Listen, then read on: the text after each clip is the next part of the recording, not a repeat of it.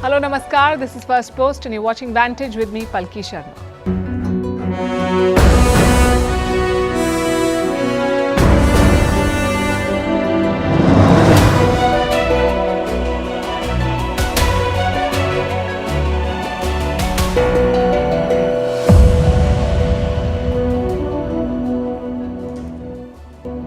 It's been an interesting news day. War has taken a backseat and thank God for that.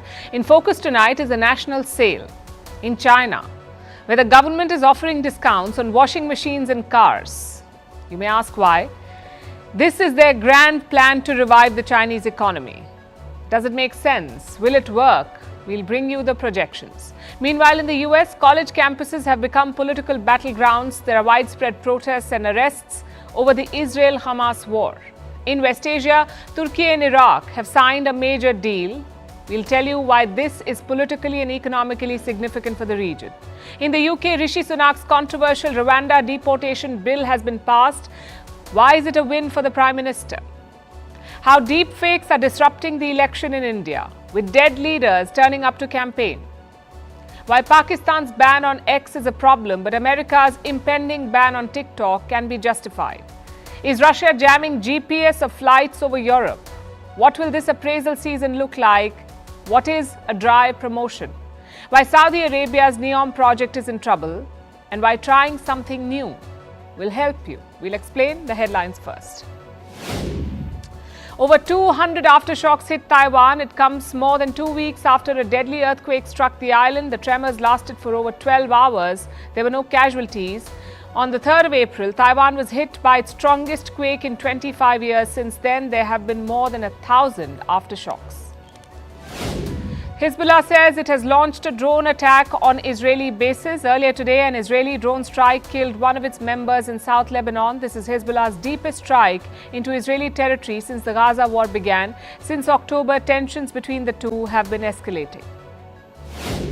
Ukraine wants to bring military-aged men home to fight against Russia. This month, Kiev toughened penalties for draft dodgers and also lowered the age of mobilization by 2 years to 25. Ukraine is struggling in the battlefield amid relentless Russian attacks.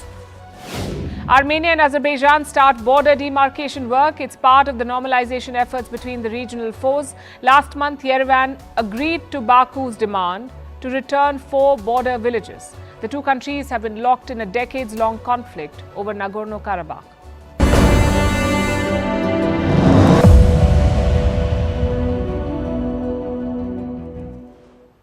Our lead story tonight is about the greatest sale on earth. And no, this is not at your local supermarket or e-commerce platform or your favorite fashion label. This is about an announcement in China.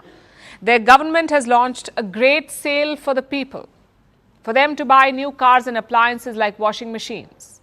And they're being offered big discounts by the Chinese state, meaning the government is subsidizing these purchases. Just imagine this, an entire country being offered subsidies for shopping. And not just any other country, this is the world's second largest economy. But why is China doing it? Why is it so desperate to send its people shopping? Because their economy virus tanked their growth and President Xi Jinping made it worse. Now, to be fair, China's GDP grew by 5.3%. This was in the last quarter. So not so bad for an economy of their size, but the target they set was much higher. And this is the slowest growth in many, many years, so Beijing is quite worked up. And this is the solution they've come up with, a national sale sponsored by the government. This is what they plan to do. Beijing is in charge of the planning. Local governments have been roped in for the execution. They've been given broad priorities and targets to get people to buy household appliances, like your daily appliances and cars. People should buy them and replace or upgrade their old ones. And for that, they will get discounts, especially on electric cars, also on air conditioners, refrigerators, and washing machines. They will all be subsidized to encourage people to buy. The government also has a plan for heavy industries like your petrochemical and steel. Here, the focus is on machinery and equipment. And the first announcement has come from the city of Suzhou. It is located in the east. It was launched This city has launched its subsidy program. Suzhou has set aside over $13 million for car subsidies. So if a local resident wants to get a new car, they can get a discount of almost $1,000. For appliances, they have set aside over $2 million. There's a discount of around $200 for every item you buy. And other Chinese cities are expected to roll out similar offers. But how does it help the government? How will this sale boost China's economic growth? Beijing is betting on simple rules of economics. Boost spending to revive growth, get more people to buy by offering discounts. And this should bump up sales, or so they hope. But here's what experts say. Retail sales will see a jump of just 0.5%. And this will lift China's economy by 0.6%. That's what Goldman Sachs is predicting, 0.6% growth. Here's another report. It says China's growth will rise by 0.7% after this exercise. So the overall impact will be modest. This grand sale may not have a big bang effect. If Beijing wants a meaningful jump, it may want to look at its military budgets and by extension, its priorities. They need urgent revision. A top American general has made a statement. His name is Admiral John Aquilino. He is America's Indo-Pacific commander and he says the Chinese economy is failing. Their economic data is quote-unquote not real, and despite this economic crisis, they're spending aggressively on the military. In fact, let me quote from what he said. Despite a failing economy, there's a conscious decision to fund military capability, and that is concerning to me. Well, it may or may not be concerning to him, but it should bother the people of China. They've had an unwritten, unspoken pact with the Communist Party. It continues to rule as it pleases. It continues to curb political and other freedoms, and in return, it delivers growth and economic prosperity for the people of China. That's been the deal so far. But now the Communist Party is not delivering its side of the bargain. The prosperity they promise is at risk. The Chinese economy needs a bailout, a real stimulus package, not discount coupons for appliances and cars. But Xi Jinping won't do that. He has put the military above the economy so that the PLA can fight future wars. The question is, who will bear the cost of this military supremacy that he's aiming for? How will Xi Jinping fund these wars if the Chinese economy tanks?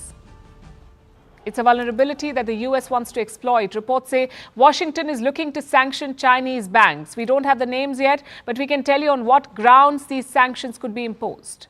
The US accuses Chinese banks of helping Russia and its war machine. Now, Russia's banking system, we know, is already under international sanctions. The charge is that Chinese banks are helping Russia circumvent these sanctions. At least that's what the US says. China, of course, denies it. It is extremely hypocritical and irresponsible for the US to introduce a large-scale aid bill for Ukraine while making groundless accusations against normal economic and trade exchanges between China and Russia. The US Secretary of State Antony Blinken is visiting China this week. Will he bring this up? Well, we'll have to wait and see. But one thing is quite clear. China's economic boom fueled its rise as a global power. And now China's president has overplayed his hand. So both the economy and the power are at risk. The United States has a new battleground. It's their college campuses. We're talking about elite institutions here, like Yale, Columbia, and MIT. All of them have been gripped by student protests. Over what? Israel's war in Gaza. It has split these campuses down the middle. We'll start with Columbia. Protesting students occupied the campus lawn last week. And what did they want? Support for Palestine. They asked the university to disclose ties to Israel, also any aid they received from companies investing in Israel. But this protest was not authorized, so the college called in police officers. Around 100 students were arrested and taken away. Take a look at this.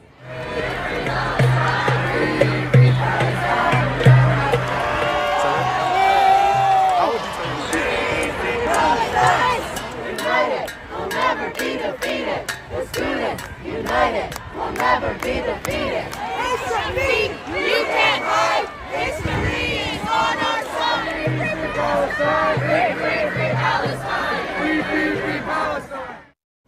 That was Colombia. But now the protests have spread. On Monday, students at New York University began demonstrations. They occupied a plaza in Manhattan, again without permission. So late at night, the police moved in. They arrested dozens of students.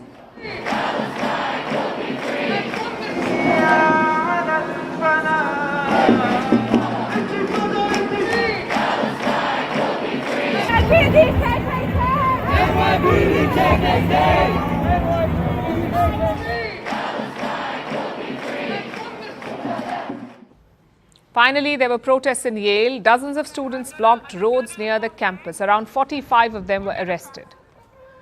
Imagine if this happened in Delhi or Dhaka. Students dragged away and arrested from their campus. Protests broken up by police officers. The Western outrage would have been immeasurable. But now the world is silent. No criticism, no lectures or outrage. It's as if arresting college students is business as usual. Just another day in the land of freedom. But all of this raises an important question too. Why are US colleges so divided? And it's not just these elite ones. Campuses across the country have reported protests. There seem to be two camps here. One is the pro-Palestine camp. They condemn Israel's war in Gaza. They also want their college to disclose any ties to Israel, maybe a donor or an investment or a corporate partnership. This group says the US and Israel are conducting a genocide. The other side is the pro-Israel. October 7th. Why don't you criticize what Hamas did? Even President Joe Biden has waded in. He condemned anti-Semitism on US campuses. I condemn the anti-Semitic protests. That's why I've set up a program to deal with that. I also condemn those who don't understand what's going on with the Palestinians. This is tricky for a couple of reasons. A, colleges have become very diverse, so it's not just an ideological battle for the students, it's also a personal one. Some of them may be of Arab descent, others may be Jews, so the passions can fire up quickly. And B, both sides have a point. You cannot deny that Israel has crossed many red lines in Gaza. You also cannot deny what happened on October 7th, and therein lies the problem. Neither side is willing to listen to the other. Both camps are sticking to extreme positions. So what's the way out? Well, first up, you must acknowledge the problem. Around 73% Jewish students have experienced anti-Semitism on US campuses. It has only increased after the Hamas attack. Same with Islamophobia. Anti-Muslim incidents increased by 216% after October 7th. So both communities are under threat. The question is, what should be done? It's easy to crack down on student protests. It's also easy to trash the idea of student politics. But that's not the answer. College politics plays an important role in every society, and the US, of all places, should know this. In the 1960s, campuses became the hub of protests against the Vietnam War. Eventually, they forced the US to end that war. So student politics is not the problem. How it's carried out may be a problem. For starters, you cannot let it be hijacked. There are career protesters out on the streets, people who have nothing to do with students or colleges. They see a protest and they jump in. And Colombia's president is worried about this. Look at her statement. These tensions have been exploited and amplified by individuals who are not affiliated with Colombia, who have come to campus to pursue their own agendas. And this is not just a Colombia problem, it's a problem everywhere. So it's important that student protests are carried out by students, not political parties, not activists, and not NGOs. Equally important is peace and decency. Your protest cannot cross certain red lines, but in many US campuses, it has. We've heard chants like death to Israel, death to Zionists, and even some pro-Hamas slogans. Listen to this student protester at Columbia. Keep it moving, you Zionists. Keep it moving, you Zionists.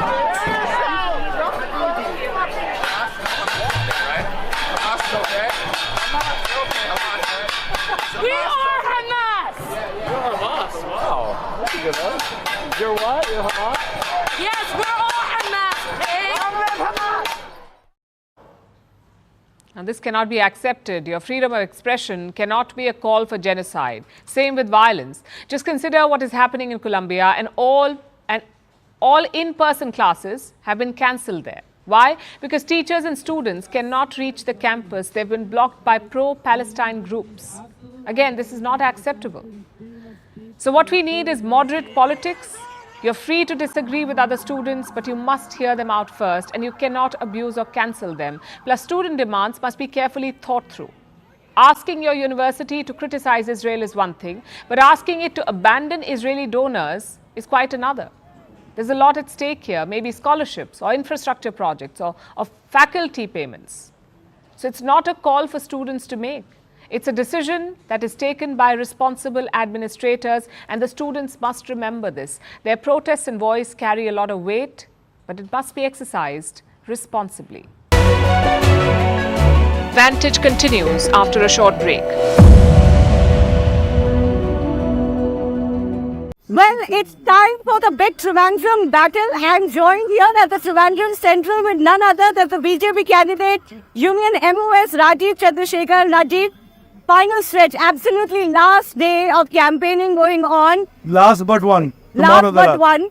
Tell me, what are the thoughts in your mind? Because there's a big prestige battle in this prestige constituency. It is a battle, nevertheless. It's a three-way fight between the CPI and the Congress and the BJP NDA.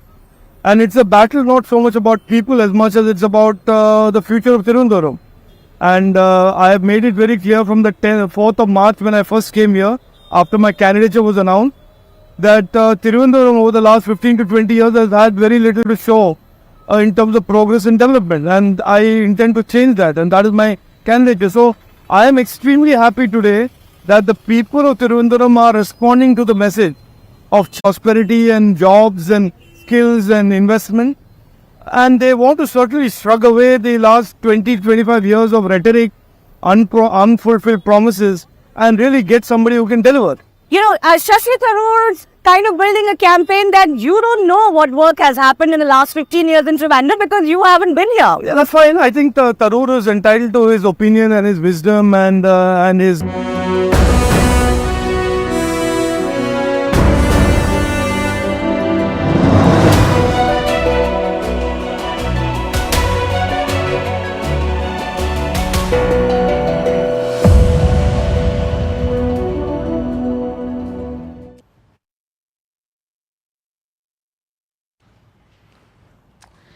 War is not the only thing happening in West Asia. There is progress too, and it's coming from an unlikely place. War-torn Iraq. On Monday, Turkish President Erdogan visited the country. It was a pretty rare visit for him. Erdogan last travelled to Iraq in 2011. And since then, relations have suffered. So this trip was all about resetting ties. He got a guard of honor in Baghdad. He met the Prime Minister of Iraq and signed around 20 deals. One of them stands out. A 4-way agreement for a transport corridor. It's called the Development Road Project. The plan is to link Iraq's Gulf Coast to Turkey. How? With a series of roads and railways. And from Turkey, this route can extend to Europe. So basically, a Europe to Asia corridor. How much will it cost? Around $17 billion. Along with Iraq and Turkey, 2 other West Asian players are involved. That's the UAE and Qatar. Their ministers were also in Baghdad on Monday. All of them signed an agreement to build this corridor. But how will it impact the region? For Iraq, it could be a game changer. Better infrastructure, easy access to oil fields and more trade. They may not have the funds to do it alone, but with Qatar and the UAE, they can. Same for Erdogan. He wants to leverage his country's location. You see, Turkey straddles 2 continents, Europe and Asia. So it's prime real estate. Erdogan says the project will bring stability and prosperity to the region.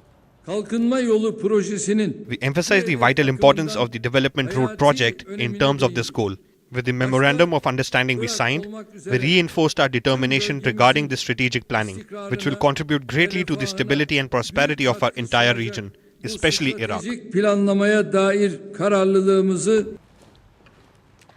Just one problem though. Erdogan's corridor is not the only one. Another corridor was announced at the G20 summit last year, the India, Middle East, Europe corridor. And this one takes a different route. Europe to Israel, Israel to Saudi Arabia and the UAE, and from the UAE to India. A lot of European and West Asian countries are part of this corridor, but Turkey is not. So Erdogan had opposed it. Listen to his comments at the G20. This is what he said: there cannot be a corridor without Turkey. Turkey is an important production and trade base. The most convenient line for east to west traffic has to pass through Turkey. So Erdogan's position is quite clear: no Turkey, no corridor, which is why he is pushing his own. Now, both these routes do have some things in common. They both bypass Egypt's Suez Canal. They also use a network of roads and railways, plus one partner is common, and that is the UAE. It is investing in both the India-Europe corridor and the Iraqi one. But there are key differences too. The biggest one is Israel. The India-Europe corridor had a political motive to tie Israel and Arab states together to link their economic fortunes. The hope was that this would accelerate normalization, maybe lead to Saudi Arabia recognizing Israel. But all that has been put on hold. Israel is waging a war in Gaza, so Arab states will not be in a hurry to normalize relations. Plus, how can you build a corridor in the middle of a conflict? And Erdogan knows this. He has a short window to push ahead with this project to complete it before the others. Meaning he could have the first mover's advantage. Of course, there are challenges too. For instance, Iraq may not be a war zone, but security remains a problem there. Multiple Iranian proxy groups operate out of Iraq. They often clash with US forces. You also have remnants of the Islamic State. United Nations data says up to 7,000 ISIS terrorists are left in Syria and Iraq. They could target the trade corridor. So Iraq or Israel, the problem remains the same: security. And it's quite unfortunate really, because the potential is massive. Asia and Europe are two economic giants. Trade between them is almost $1.5 trillion. So there is room for multiple corridors. You have Turkey and Iraq building one. You have India and Europe building one. You also have Iran and Russia planning one. The international north-south corridor, that's what they're planning. These routes could make trade more competitive and cheap, but only if conflicts and petty politics are put aside.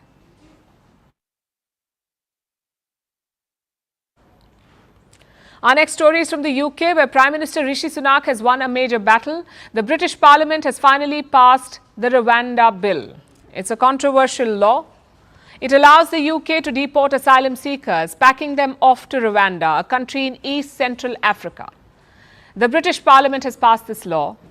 Now it awaits the monarch's approval. When King Charles III signs it, the law will come into force. So what does this really mean? What is this Rwanda bill? Why is it controversial? How will it work? And will it really help Rishi Sunak? To make sense of this bill, we'll use a metaphor. Do you know what a scarecrow is? It's usually a figure or model made of straw, shaped like a human, and put up on a farm. What is the scarecrow's purpose? As the name suggests, it is to scare away crows. It looks like a human being. The hope is that crows will think it is a person, believe it is dangerous, and stay away. The straw figure acts as a deterrent. It deters or discourages crows from landing in the farm. And that is exactly what the UK's Rwanda bill is: a deterrent with no real power, but something they hope will keep immigrants away. And here's how it works. The Rwanda bill says that immigrants can be deported. Not all illegal immigrants, just people who arrive from a safe country, like France. Migrants often enter the UK via France after crossing the English Channel on small boats. Now, everyone who has entered the UK this way from France is eligible for deportation, illegal immigrants. That's about 52,000 people. They can be sent to Rwanda without having their cases heard in court. So far, these refugees got to approach British courts. They could ask the court for asylum, but not anymore. Even if a refugee's case is genuine, it will be Rwanda's call to make. The UK is washing its hands of the matter. Now, on the surface, this law sounds like it has teeth.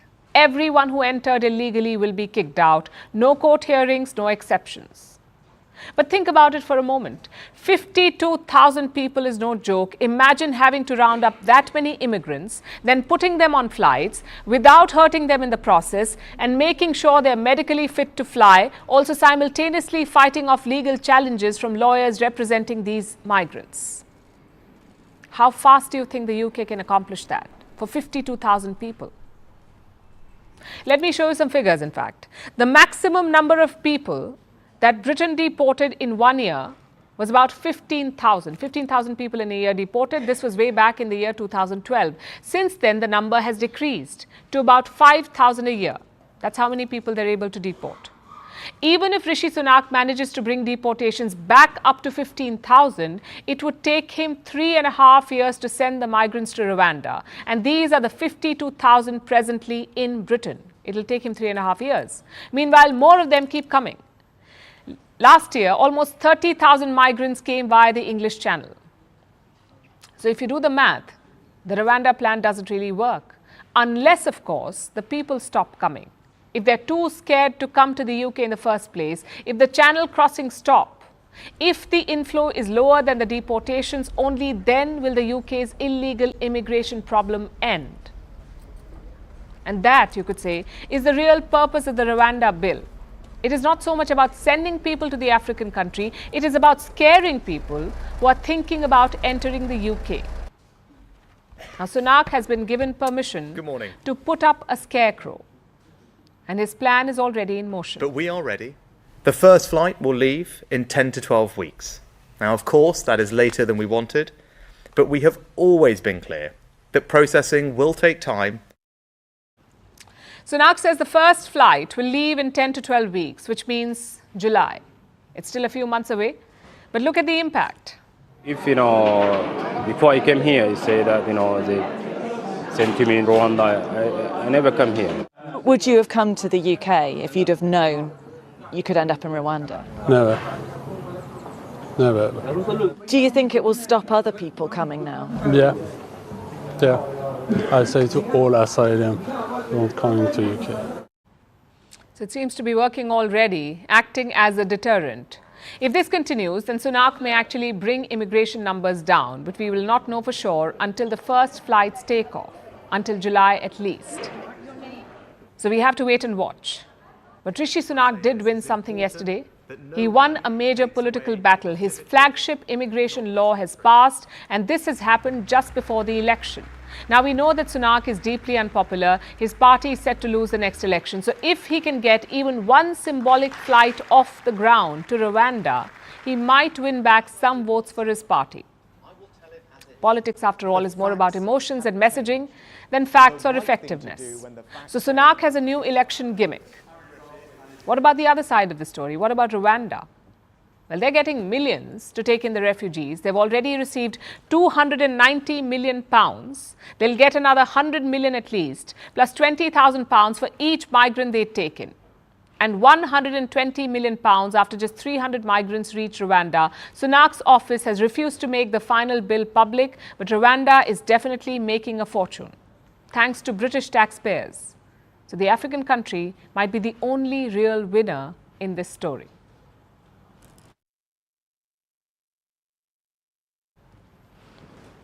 Now let's talk about the India election. One phase of polling done, 6 more to go. It will be a long summer for political leaders who are campaigning across the country and making their pitch to the voters. They now have to contend with a new and disruptive force, something that some of them are also trying to co-opt. I'm talking about artificial intelligence, deep fakes. They're causing all kinds of chaos. AI is being used to spread fake news, resurrect dead politicians, and even fabricate endorsements. It is rampantly being used to influence unsuspecting voters, and it seems the regulators have no idea of how to tame this new beast. Our next report explains. What do Amir Khan, Ranveer Singh, Narendra Modi and Rahul Gandhi have in common? On first impressions, not much. But in recent months, they've all been targets of deepfakes. Videos of Amir Khan and Ranveer Singh were used to conjure up fake endorsements. जो भारतवर्ष है अब अन्याय काल की तरफ ऐसे बढ़ रहे हैं. A few weeks ago, Prime Minister Modi was complaining about fake videos featuring himself, while Rahul Gandhi's face has been morphed repeatedly along with other opposition leaders for campaign ads. Some of these deepfakes were easy to recognize, but every instance highlighted a disturbing fact. Each of these clips was watched by millions before they were flagged, and in several instances, many of these videos are still online. A flood of deepfakes is hitting India's election season. The scale of it is hardly shocking. Nearly 1 billion people are eligible to vote in this election, and almost 900 million Indians have access to the internet. Given this scale and reach, internet spaces in India have become a battleground for political parties to fight for votes. And AI tools are now quickly becoming the most formidable weapon in the hands of politicians. The technology is widely available and inexpensive to use, but that's not the most compelling reason for politicians to access AI. AI-powered campaigns are giving politicians their most sought-after asset, attention. Voters aren't just noticing AI-driven political ads, they're also absorbing and engaging with its message. For Congress leaders like Vijay Vasant, AI tools have successfully revived the memories of his father, the late H. Vasantakumar. Back in the day, he was a popular politician. His son has used the AI-generated voice of his father to stir up nostalgia and seek votes. More politicians from the south have used the same tactic, like Tamil Nadu's DMK and AIA-DMK. They have used AI to reproduce the voices of their leaders like Karunanidhi and Jayalalitha. In eastern India, the left took the AI campaigning one step further. Instead of a fake voice, they used a fully AI-generated news anchor for their campaign efforts. In another incident in July 1995, there is a barrage of AI-generated political content across all major internet platforms, with little being done to contain it. The vulnerabilities have been highlighted by the tech giants themselves. A few weeks ago, Microsoft warned how countries like China and North Korea may target the Indian election and use AI to influence votes. Leading developers have responded by limiting access to political content on their AI apps. But so far, it hasn't been enough. In the absence of clear regulations to monitor AI systems, India's election will remain a playground for deepfakes. Vantage continues after a short break. Trivandrum battle. I am joined here at the Trivandrum Central with none other than the BJP candidate, Union MOS Rajiv Chandrasekhar. Rajiv, final stretch, absolutely last day of campaigning going on. Last but one. Last but one. Tell me, what are the thoughts in your mind? Because there's a big prestige battle in this prestige constituency. Well, I'm not so sure the prestige battle, but it is a battle nevertheless. It's a three-way fight between the CPI and the Congress and the BJP NDA. And it's a battle not so much about people as much as it's about the future of Thiruvananthapuram. And I have made it very clear from the 4th of March when I first came here, after my candidature was announced, that Thiruvananthapuram over the last 15 to 20 years has had very little to show in terms of progress and development. And I intend to change that, and that is my candidature. So I am extremely happy today that the people of Trivandrum are responding to the message of change. They certainly want more and more development and prosperity and jobs and skills and investment. And they want to certainly shrug away the last 20-25 years of rhetoric, unfulfilled promises, and really get somebody who can deliver. You know, Shashi Tharoor's kind of building a campaign that you don't know what work has happened in the last 15 years in Trivandrum because you haven't been here. Yeah, that's fine. I think Tharoor is entitled to his opinion and his wisdom and his...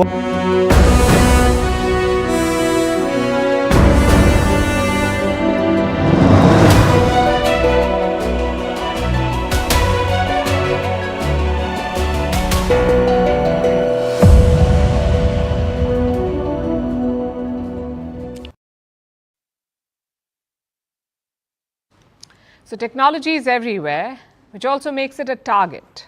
Just look at your social media platforms. WhatsApp is banned in China, X is banned in Pakistan, and TikTok could soon be banned in the US. In some cases, there are legitimate concerns, but elsewhere, it's just politics. Let's look at Pakistan first. They suspended X in early February during the elections. It's been more than 2 months now, and the platform is still banned in Pakistan. Do you know why? Let me quote the government's response. This is what they said. The decision to impose a ban on Twitter or X in Pakistan was made in the interest of upholding national security, maintaining public order, and preserving the integrity of our nation. How about that? Your national integrity does not come from social media. If it does, you have work to do. But let's be honest here. We know the real reason behind this ban. Imran Khan's followers have used X to rally support. They have bypassed the ban using VPNs. So if the ban is lifted, they would flood the platform, which is why X remains unavailable in Pakistan. Their foreign minister was asked about this by a US publication. The Pakistani foreign minister. Listen to his response. May I ask those countries that have put a ban on certain apps? So one country is okay, but Twitter banned in Pakistan is not okay. Now, to give you some context, the minister was talking about TikTok in the US. Last weekend, the US House passed a bill that could ban the app. It's basically an ultimatum to TikTok. Sell your US business within a year. If not, your app will be banned in America. Both Democrats and Republicans have passed this bill. It's part of a broader foreign aid package. Next week, it will head to the US Senate, and after that, to Joe Biden's desk. How is TikTok responding to this?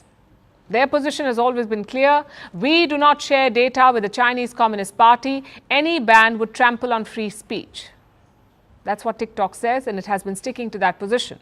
Now, just to be clear, a ban is not a certainty at this point. If Joe Biden signs the bill, TikTok can move the courts. They can say it's a violation of free speech, which brings us back to Pakistan. When they banned X, the US was quite angry.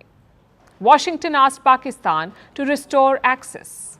We are concerned by any report of restrictions on the exercise of the freedom of expression and association in Pakistan, including the partial or complete government-imposed internet shutdowns, which includes, of course, on social media platforms. We continue to call on Pakistan to respect freedom of expression and restore access to any social media that has been restricted, including Twitter, I think now known as X.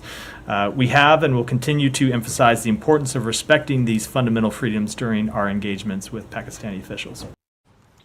I guess the foreign minister had a point, the Pakistani foreign minister. If the US can ban TikTok, why can't Pakistan ban X? Logically, it's a fair argument, but it also reveals the problem. Social media platforms have become so powerful nowadays. They can influence elections. They can shape public opinion. So every government wants to control them, or in some cases, ban them. These governments may give different excuses, but the end goal is always the same, to control the political narrative. And social media platforms are guilty too. For 2 months, X has been banned in Pakistan. Did you hear a word about it from Elon Musk? No. His company said it is working with the Pakistani government.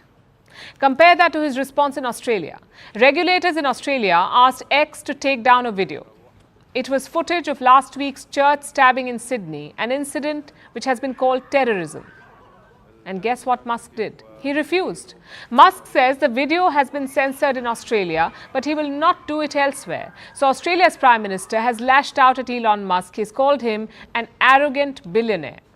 Well, this guy is showing his arrogance. He's a billionaire over there in the United States who thinks he's above Australian law.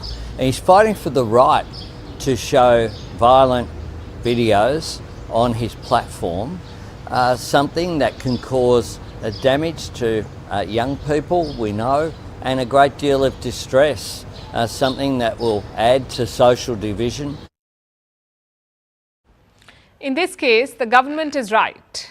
The Sydney church attack triggered violence in the city. Hundreds of people clashed with the police, 2 officers were injured and 10 police cars were destroyed. So Australia was right in taking on X. But Pakistan is not. The only question is, how do you make this distinction? You do it by building a case. National security and integrity are vague claims. You have to narrow it down. You must explain how social media is hurting your country. Australia did it, Pakistan did not. Let's see how the Americans do next. And now let's turn to Europe. Though maybe that's a poor choice of words, because it seems Europe is getting turned around. Reports have come out about GPS services in Europe. Over the signals frequently get scrambled all over Europe. Thousands of flights have had GPS services jammed, particularly in the east. So, of course, all fingers are pointed at Russia. Reports say Russia is jamming the GPS, that Moscow is a menace to European flights, or that Russia is putting innocent civilian passengers at risk. But is that really the case? Or is there more to it than meets the eye? Here's our report. How do you look for directions these days? Most likely through an application on your phone. It points out where you are and marks your destination. Well, airlines use the same system too. Not a mobile app, but the same navigation system, GPS. It stands for Global Positioning System. So what happens if the GPS is down? Do planes end up getting lost? Of course not, because all planes have backup systems, something to switch to if there's a problem with the GPS. But look at these headlines. GPS spoofing is now affecting airplanes in parts of Europe. Airlines report GPS signal jamming. Russia gets the blame. Thousands of flights to and from Europe affected by suspected Russian jamming. That last report came out on Monday. It says that since last August, thousands of flights have been affected. 2,300 Ryanair flights, about 1,400 for Wizz Air, and 82 for British Airways as well. These were all flights to and from the UK. But that's nothing compared to Eastern Europe, where 46,000 flights have faced issues. These numbers are alarming. But is it really a crisis? Is Russia really trying to wreak havoc on civil aviation? If so, then we should have been hearing about more crashes. When you look at the data, things start appearing less ominous. Two of the reports cited data from a website called gpsjam.org. It shows a map and areas with GPS disturbances. This is the status of GPS over Europe, taken on the same date over 3 different years. The first is February 20th, 2022, 1 week before Russia launched its invasion of Ukraine. Then we fast forward a year to February 20th, 2023. The skies seem redder. GPS is being blocked in 2 major places within Russia and over the Black Sea. Then fast forward to February 20th of this year. GPS has been jammed over more territory. That is why Europe is worried. But think about it from Russia's perspective. It is fighting a war. Its opponent, Ukraine, is using GPS to aim drones on Russian territory. So Moscow has scrambled GPS to defend its skies, and it has blocked potential entry points abroad, like the Baltic Sea region or Eastern Europe. So it looks like a defensive move by Moscow, not an attack on civilian flights. And Russia isn't alone in this. Look at Israel. Its skies on April 4th this year, when it was expecting an attack from Iran. GPS was jammed in Israel as well. No, it's not work. It's saying that we are in Beirut. But the Israeli people understood why. There are some warnings that cruise missiles or UAVs may be sent here, something that is GPS guided. I understand that they are trying to disrupt this, and that is basically the idea. So Russia may be doing the same thing for defense. But don't Russians need GPS really? Russia has an alternative called the Global Navigation Satellite System, or GLONASS. Other countries have similar satellite services as well. India has the Indian Regional Navigation Satellite System, or IRNSS. China has its BDS, the Beidou Navigation Satellite System. And the one Europe has is called Galileo. Russia relies on its GLONASS while it jams GPS signals. It also has other systems to fall back on. So Moscow can jam GPS without worrying about domestic problems. Other countries too need to develop their own systems, or they risk becoming collateral damage in someone else's war. Vantage continues after a short break. Well, it's time for the big Trivandrum battle. I'm joined here at the Trivandrum Central with none other than the BJP candidate, Union MOS Rajiv Chandrasekhar. Rajiv, final stretch, absolutely last day of campaigning going on. Last but one. Last but one. Tell me, what are the thoughts in your mind? Because there's a big prestige battle in this prestige constituency. Well, I'm not so sure the prestige battle, but it is a battle nevertheless. It's a three-way fight between the CPI and the Congress and the BJP NDA. And it's a battle not so much about people as much as it's about the future of Thiruvananthapuram. And I have made it very clear from the 4th of March when I first came here, after my candidature was announced, that Trivandrum over the last 15 to 20 years has had very little to show in terms of progress and development, and I intend to change that, and that is my candidature. So.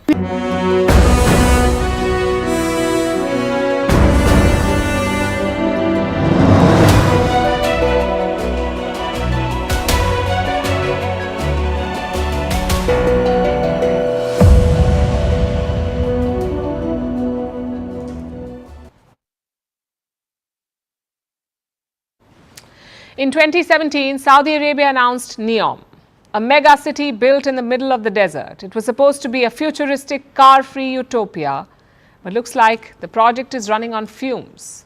Do you know why? Because Neom has a $500 billion price tag. It's too much, even with all that oil money, $500 billion. So now Riyadh is changing tack. It is courting more and more investors. This week, hundreds of investors will visit the mega city. They will look at the progress and hopefully want to invest. Riyadh is also chasing Chinese funds for the project. But will that be enough for Neom to take off? Our next report tells you. Mirrored skyscrapers, flying taxis, billions of trees, glow-in-the-dark beaches, a fake moon. This was the plan for Neom, a futuristic Saudi megacity being built in the middle of the desert. Neom was announced in 2017. It was Crown Prince Mohammed bin Salman's brainchild, a way to diversify the kingdom's oil-dependent economy. It was billed as humanity's chapter, but the project had a $500 billion price tag, and that has since raised eyebrows. Architects questioned its viability, while investors questioned the cost. And the project hasn't made much progress. In 2022, MBS unveiled the line, which will run a 170-kilometer straight line through the desert. It was expected to be 33 times the size of New York City. MBS said by 2030 its population would exceed 1 million. But reports suggest otherwise. First, the project is moving very slowly. It's supposed to be 170 kilometers long, but only 2.4 kilometers will be constructed by 2030. Also, new projections say that only about 300,000 people will live in the city by the end of the decade. So it's nowhere near the original plan, and that's because of investment. Most of the money for Neom has come from the Saudi Sovereign Fund. Foreign banks have been hesitant to provide loans. That's because the project doesn't have a government guarantee. Investors too have steered away from it. They question its viability and future. You see, the idea of Neom may sound grand, but there's a lot of mystery surrounding it. How it's being built, where it's being built, what the final vision will look like. All of that has affected funding. So Saudi Arabia has a new plan, a show and tell for investors. Hundreds of bankers and investors will descend upon the megacity this week. They will be shown the progress. The idea is to dispel any doubts over it, to show investors how much work has actually been completed. Riyadh is also conducting investor roadshows. It just took its Neom roadshow to China. Neom officials visited Beijing, Shanghai and Hong Kong, all to court Chinese investors. No deals have been signed yet, but Riyadh is now heading to Europe and the US. The idea is to secure as much funding as they can. Because while the project may be MBS's crown jewel, Riyadh has realized one thing. It needs consistent and sustainable foreign investment to make Neom successful. Because a cutting-edge city may be easy to imagine digitally, but building it in the middle of a desert is no cakewalk. And right now, Riyadh's vision definitely doesn't match its reality.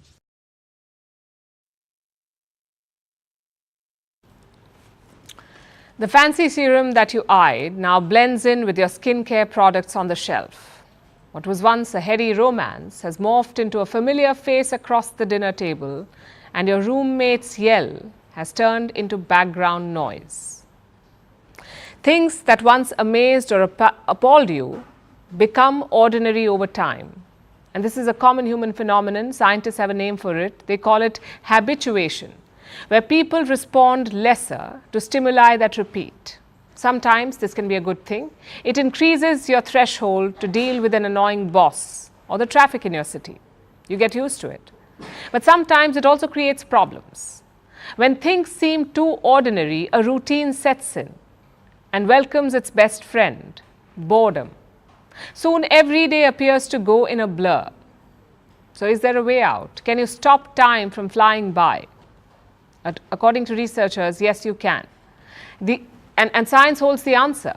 A new study is out. It urges you to seek out newness. If days are whizzing past you, try something new. This could be a new activity or an old one in a new setting. And how will doing new things help you? It will slow down time. Not literally, of course. If that were true, anti-aging creams would go out of business. Newness is for the clock in your brain. When you try something new, your brain is more focused. It collects unfamiliar information and it works harder. Now, this experience seems to have lasted longer. Let me explain with an example. Think about your time as a child, when most things were new.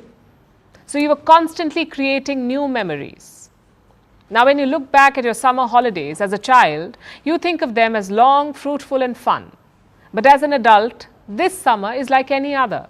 Some ice cream here, a vacation there, and summer whooshes past you, which is perfectly normal. Routine is a part of life. We do the same things over and over, and we are rewarded with productivity, precision and speed. But there are some downsides as well, like monotony and boredom. And this is bad for companies. Disengaged employees can cost employers an additional 34% of their salary through absenteeism and lost productivity. It is also bad for people. It causes stress and insomnia. It increases the risk of depression and anxiety, fuels to escape the same old routine. And perhaps try this. Step 1, cut down on pseudo fun. Basically, leisure activities that do not inspire playfulness or connection, like doom scrolling on social media or binge watching Netflix. Try avoiding that. Once that happens, go to step 2. Try something new. This could mean setting big goals like learning a new language.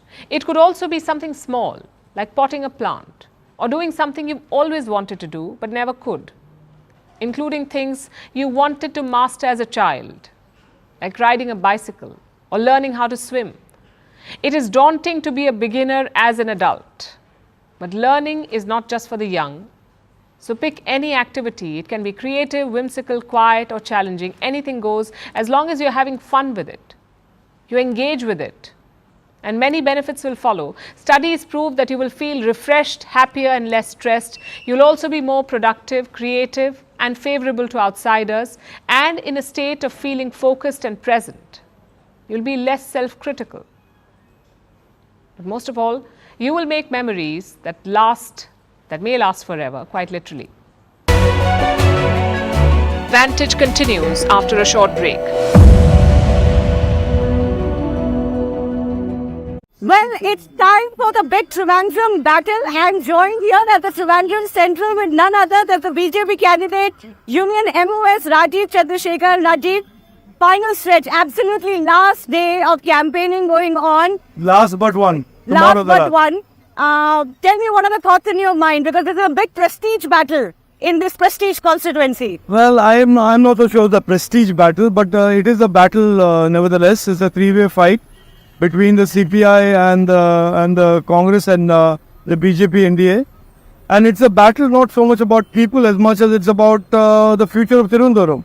And I have made it very clear from the 4th of March when I first came here, after my candidature was announced, that Trivandrum over the last 15 to 20 years has had very little to show in terms of progress and development, and I intend to change that, and that is my candidature. So I am extremely happy today that the people of Trivandrum are responding to the message of change.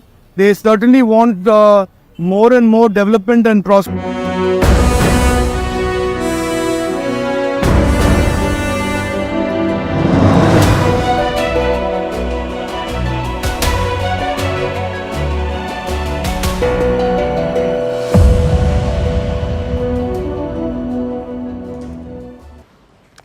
now it's time for Vantage Shots, images that tell the story. In Malaysia, 2 Navy helicopters collided mid-air, killing 10 crew members on board. In China, cars were swept away by floodwaters after heavy rainfall in the south.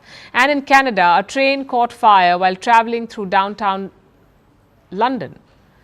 And finally, we are taking you back in history. On this day in 2006, the first video was uploaded on YouTube. It showed YouTube co-founder Javed Karim at a zoo in San Diego. Titled Me at a Zoo, this video has since garnered 317 million views. We're leaving you on that note. Thanks for watching. We'll see you tomorrow.